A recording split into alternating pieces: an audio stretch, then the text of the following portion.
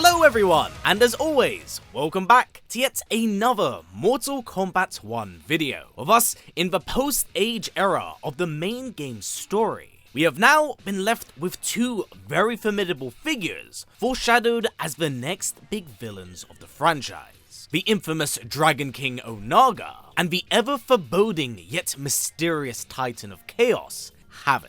Of course, with a new dawn, age, and era, much has been altered with these characters. But with the open future that these two now pose, I thought that today we could take these two big bads, break them down, and analyze which of them is actually the strongest and biggest threat to that of the new era. But just before we do begin here, here's a quick message from today's sponsor, Marvel Strike Force. A unique yet familiar take on the turn-based RPG system, but one in real time. It features some of your favorite heroes and villains across the Marvel universe. From Spider-Man to Loki to Hulk, all of your favorites are here. But why strictly limit yourself to just the MCU characters? As you can dive deeper into the world of comics and pull characters right off the page to add to your roster. It allows you to create these very unique dream teams all across Marvel's history. But it doesn't end there, as there is a compelling various array of characters and events for you to explore, pitting you against some of the biggest threats in the universe and beyond.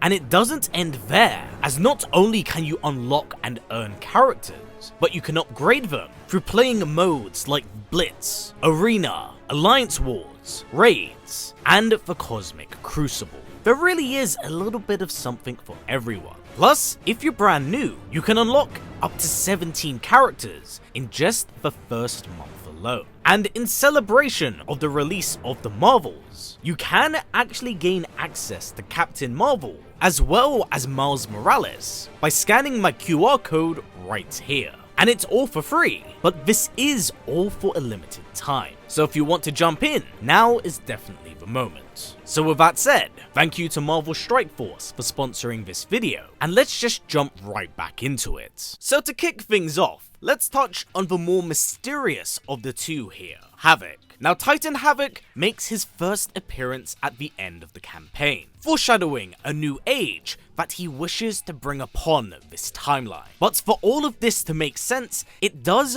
actually loosely tie back to the events of Mortal Kombat 11, where during the events of Aftermath, or maybe just before it, the timelines would be splintered into fragments, all diverting in their own direction, having it be so all arcade ladder endings and narrative endings would wind up being canon in their own way. As the Titan versions of Kitana, Lao, and Raiden are physical proof of multiple timelines and endings existed. But that is why Havik is a bit of an anomaly here, as he was absent from 11's roster and was also not physically present during the events of Mortal Kombat 11, only ever being referenced to by Shang Tsung to exist.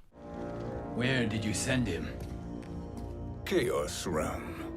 Havik will keep him entertained. Thus, unlike the previous as aforementioned Titans, we don't have an official arcade ladder ending that details his victory and how exactly did he acquire this power. But what does this do to Havik as a character? Because we have seen that the Hourglass is capable of doing a variety of different things. But what specifically could I believe it do for Havik? Well, let us touch on him being a Chaos Realmer, as I believe that will largely influence our knowledge of what could become of him here. Unlike that of the present, the Chaos Realm actually existed in previous timelines, and those that derive from it are very twisted individuals. Thing is, those that derive from the Chaos Realm are literal living paradoxes, defying the laws of existence itself, as they live to spread chaos in their wake.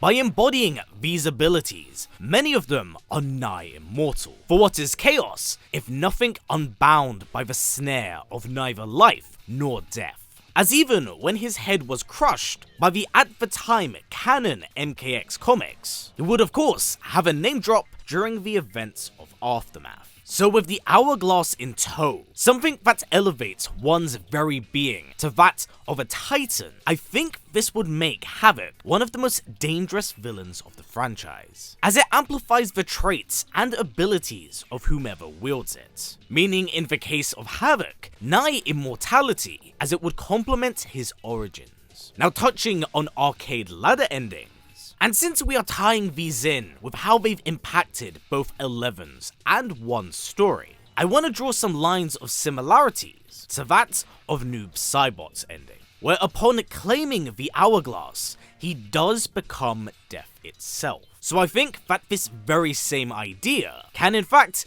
be applied to Havik here, as he embodies the values of his respective realm. Also, a very important narrative detail that many have actually glossed and looked over is that upon Titan Shang's death, technically that entire timeline and era should have crumbled to dust, as it's destabilized by his death. But when we are introduced to Titan Havik, we see that this timeline hasn't actually faded, but in fact been left in a perfect state. So there's actually the possibility that Titan Havik may now have 2 hourglasses in his possession. And if 1 hourglass could elevate him to this level, can you imagine what 2 can do to him? On the other side of the fence, we do also have an infamous fan favorite, Onaga, the Dragon King of the series and icon of the 3D era of games. However, much has changed and been altered of him in the new era, raising the question of how exactly does he compare to his past self? Well, honestly, they are very different, as whilst the details of this Onaga are quite bare and open to interpretation, the Onaga we have of old was far more clear in what he was all about. Born within the first age of the realm, Onaga was quite unlike anything seen before. As being a dragon, he was seen as divine, and he most definitely showed it through his power, as he was able to unite its war-torn lands, raise an immortal army, and then build an entire empire that Shao would later sit on. In fact, Onaga was so strong that he was one of the very few beings that could avert the influence of the one being. Because of this, he had Shao poison Onaga and take his status as ruler. Of course, this was far from the end for him, as he would continue to live on